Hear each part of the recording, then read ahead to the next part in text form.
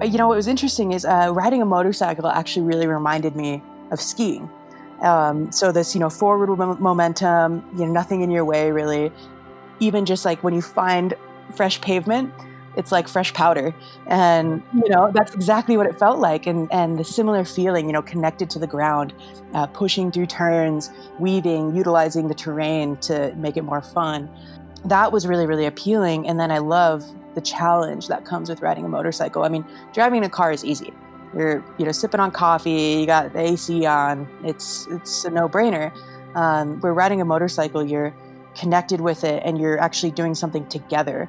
And you're trying to get from A to B and you have this task at hand.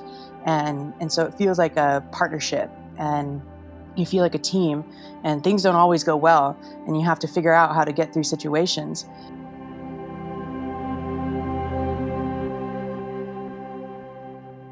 My name is Kalen Thorien. I'm from Salt Lake City and I am a professional skier, motorcyclist, adventurer, and photographer.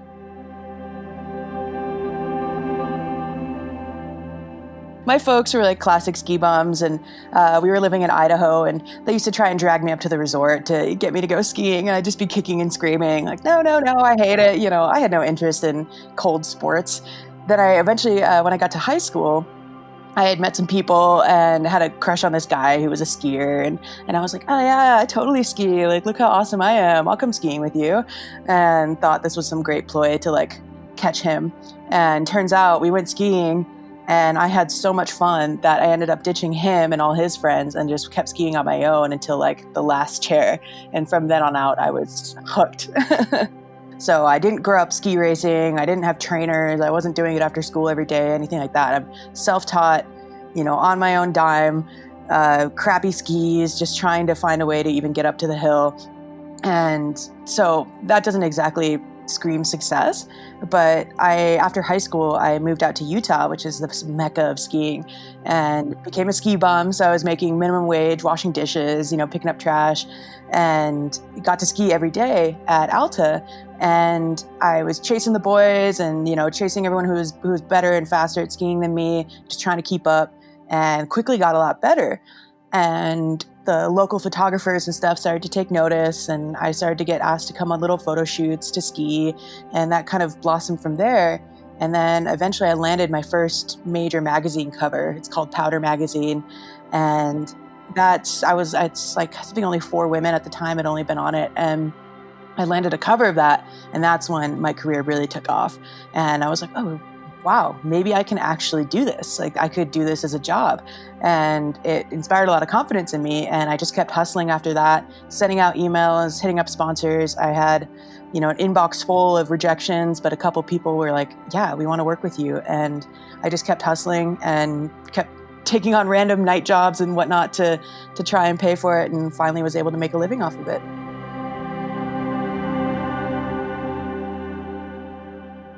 Even for me, it was surprising the impact that skiing had, because I wanted to just kind of do the cookie cutter life. I wanted to go to a good university and get a really good job. And then when I started skiing, it gave me a confidence and sort of a sense of fulfillment that I had never experienced before. Just like any angsty teenager, you're looking for something that inspires you and that, really, really gives you some good, you're looking for a passion.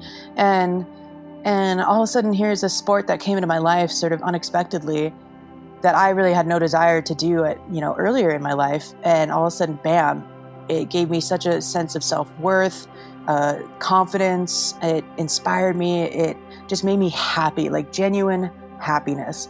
And that was the feeling I was chasing, was just that waking up in the morning and having a smile on your face. And I knew that feeling is what I wanted. I could just be flipping burgers my whole life as long as it meant that I was skiing, and I was okay with that. And still to this day, now that's carried over into other things like riding motorcycles. That's kind of what has kept me doing it. It's all passion driven. It's not driven by the opportunity to succeed. It's just to be happy. I mean, there is literally no roadmap for how to do this. It's not like go to college, get your degree, and then you have job. It is so Wild West out here, especially for women. And it's pretty hard for women to make a career out of this. And so, yeah, my mother was just heartbroken. She wanted me to go to college and be successful in that way. My dad just has always just been like, it's your life. I trust you, just don't do something stupid, which was actually the perfect advice. And then, so my mom was heartbroken when I walked into, so I dropped out of college. That didn't help. And I went for a whole 2 months and then was like, nope, this isn't for me. I want to go skiing. My mother's heartbroken when we're sitting in the office signing the papers that I'm leaving. And then, so that sucked for her. And then I got the Powder magazine cover though. And she was like, okay, well, I see something. But then, it's like, but are you making money, Kalen? I'm like, no. And so I became a wildland firefighter in the summer to help pay for my winters. And so she's like, oh, government career. Okay, so there's longevity here. And so I did that for a few summers. And then when I was like, hey, I'm going to quit being a firefighter, again, broken heart. She's like, but Kalen, there's like retirement packages and, you'll be able to have a living. And I'm like, but Mom, I don't like it. Yeah, I'm like, I don't like it. It doesn't make me happy. And so that was another moment. But when I signed that contract with Solomon, finally she was like, okay, my daughter, she just wants the best for me, make sure that I have food on the table and a roof over my head. So once that was signed, she was actually very proud of me. And she was like, I never understood what the hell you were doing, but it looks like it worked. I have a slightly different story. I've always been a little jealous of, the kind of generational Harley owners and people that my grandpa rode one and great grandpa rode one. And I am the first generation Harley rider and owner in my family. But the seed was definitely planted when I was young because of my dad. So like I said, I was a tomboy. And we grew up wrenching together, and he bought me my first car, which was a 1974 CJ5 that didn't run. So we spent the summer fixing it together, and he had an old Honda like sport bike. So that was about the only slight taste of motorcycles that I got. I rode on the back of it once. My mother was appalled, made him sell it. That was it.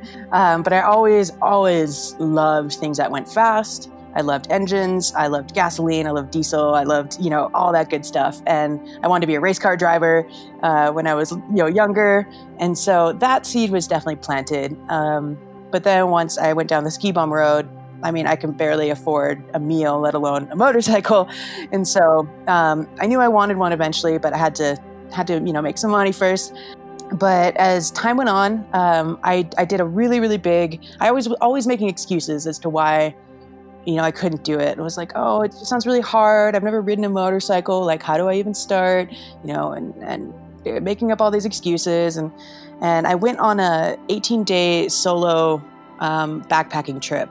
And I put down 270 miles by myself in my own head, which gives you a lot of time to think and process things. And it was the hardest thing I'd ever done. And at the end of it, I was like, you know what? If I can do that, I sure as hell can get my motorcycle license. I went home and I started doing the research on it, and I found the Riding Academy and was like, oh, okay, wait, so my friend had just done it, and she's like, yeah, you just sign up and then you take your test and you have your license and you're done. And so I signed up for it, and then I started looking at motorcycles, and I found this awesome 1993 FXR for sale in Colorado, and it was within my budget. And so I bought it, grabbed a U-Haul the next day, went out and picked it up. And the guy, I see it, I'm like, it's like perfect, it's sold. It's my bike. I will definitely get this. I hadn't even taken the course yet, let alone, still didn't even know how to ride a motorcycle. And this guy's like, oh, do you want to test drive it? And I look at my wrist like I'm wearing a watch, which I wasn't. And I was like, oh no, I got to get going. I trust you. I'm sure it's fine. I just got to hit the road. I got to get home.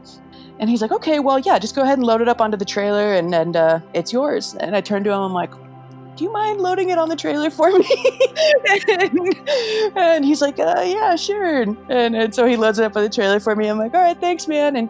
But he did have a sweet thing. He said, he looked at me and he had a little glint in his eyes because, it's his baby. And he was like, I have a good feeling this bike is going to a good home, that it's going to get used.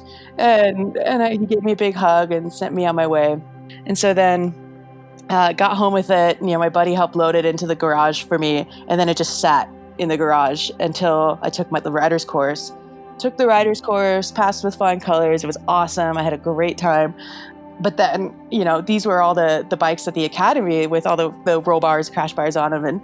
And I get home, I'm like, I'm going to ride my FXR. And then I look at this like shiny FXR in the garage, and it took me a week because I'm by myself. Like, I don't have anyone to help me here. So the first step was just rolling it down the driveway. And then I would just like ride circles around the neighborhood. And then I went to the elementary school in the parking lot, and I would like ride circles there. And the next big step was like, oh, I made it to the gas station.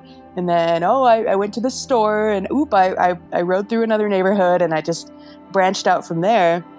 And and then one day, a friend of mine who was actually really helpful with my riding, he's like, hey, let's go ride up to Guardsman Pass, which is a very sort of popular ride that everyone does here in Salt Lake. And I was like, okay, like I can do this. So we start going up. It's a twisting canyon. And he's like, we can turn around at any point, don't worry. I'm like, okay. And so we start riding up, and I'm going so slow, but just like slowly going up the canyon, going up, and I make it to the pass. And I hop off my bike, and I'm jumping for joy, and I'm so excited. After that, hit the freeways. A month later, I went on my first solo trip down to southern Utah, by myself, and went on a ride. And from then on out, that next summer, the FXR blew. Her and I put down 25,000 miles together in a summer.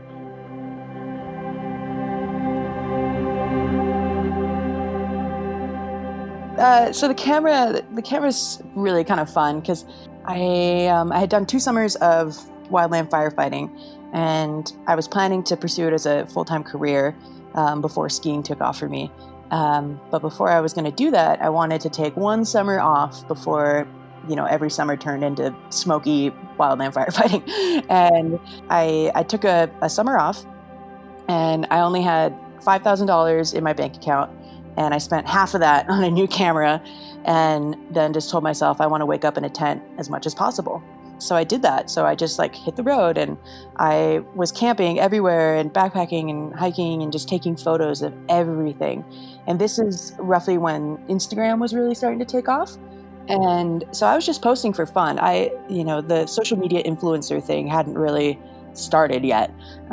So I was just posting photos of all my adventures, my summer of love, I like to call it. And people started following, and they started taking note, and they liked my photos, and they were inspired by my adventures. And that really motivated me to keep going and keep posting this stuff. And with that came, getting better at photos. And I was lucky to be in front of the lens a lot. So I was asking photographers, hey, what about this? And what about that? And what do you look for? And sort of taught myself and had people helping me. And it was just a really nice way to document my travels. I wanted to just share them with the world. And little did I know that this platform was going to take off the way that it did. And I was, really grateful that I was able to keep doing it and make a career out of it, that people want to see this stuff. And so I was like, I might just keep going down this path. And so I called my captain, was like, I'm going to roll the dice here and try a different job. Thank you for the opportunity. And he was really supportive. And, my poor mother was once again heartbroken. And it ended up really working out well. I was able to combine my passion of outdoor adventure and stuff and tie in the photography element, get lucky with the social media, and here we are.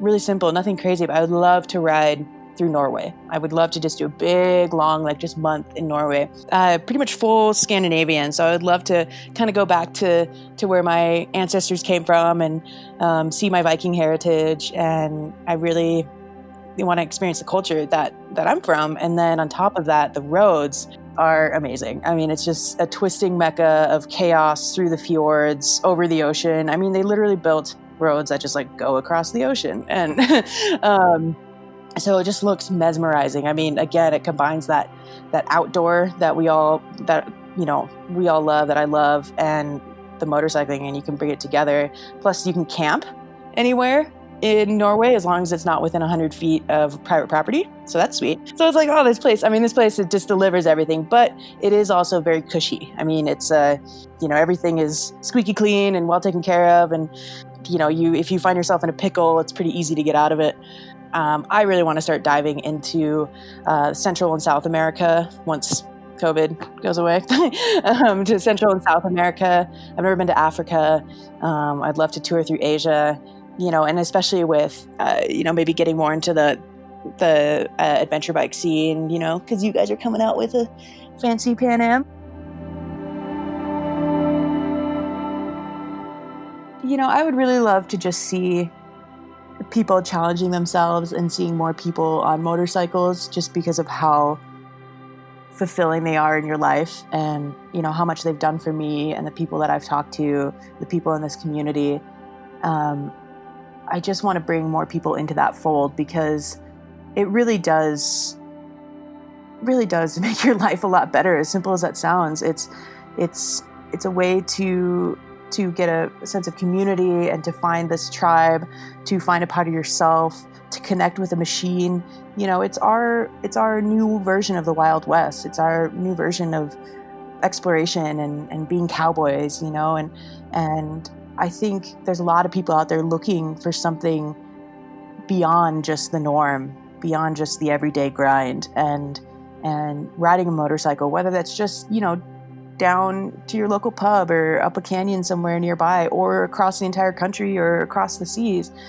It doesn't matter. There's something about Harleys or something about motorcycles that brings your life to another level and brings your joy and your happiness to another level. And I'm hoping I can just see more people on it, especially people that maybe are struggling or having, even identity issues. That's how I fell in love with skiing and fell in love with motorcycles. I'm like, who am I? What am I about? And these are the things that gave me that sense of self-worth. And so I would love to just see more people, more women, more men, you name it, on motorcycles, and continue growing this tribe.